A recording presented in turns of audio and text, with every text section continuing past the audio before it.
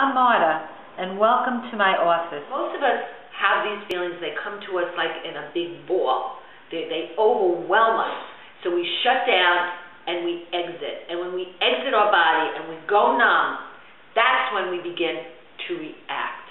We react. We can't do anything else but react when we're numb. If we're numb, we're going to want to try to control and manipulate and try to get our feelings and needs met in ways that are very, very young, like we did as children.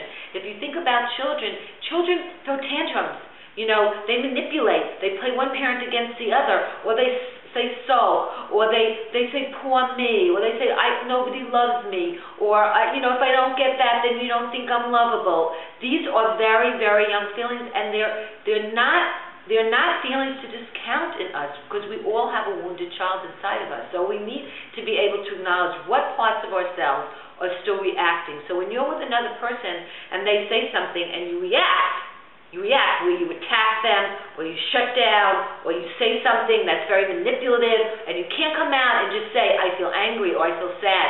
Then you know that you're in your child and you're reacting.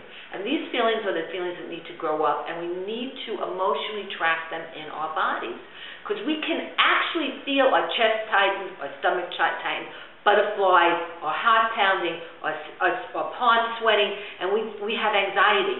And most of the time when we're having anxiety is we're reacting to something. We're in some sort of fear or an anger, and we're not wanting to express it, because mostly we're told that our feelings are wrong. We're not supposed to have them. Now, we have to, as we grow up, learn to use our feelings to respond. Instead of blaming and attacking and criticizing, which was in my other series of tapes, and this is taking a step farther, we need to stop, allowing ourselves to be sucked into our feelings and allow them to just take over and spill out onto the world, onto everybody else.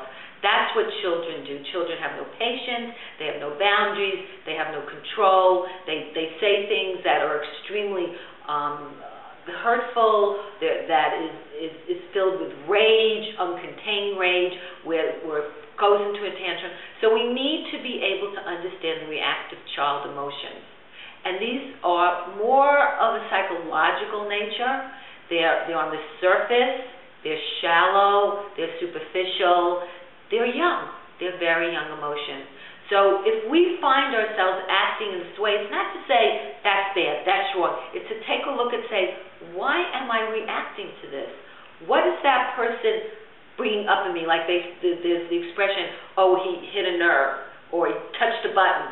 Well, this is all true. If we're reacting, somebody has hit a nerve in us of something we don't want to admit about ourselves, something that we don't want to feel, something we don't want to express. So we need to stop and say, what's happening? What's happening in this moment that I'm reacting in this way? What does I really want? What do I really feel? And we need to be able to take responsibility, and that is when we get into responsive emotions. Responsive emotions is when we take responsibility.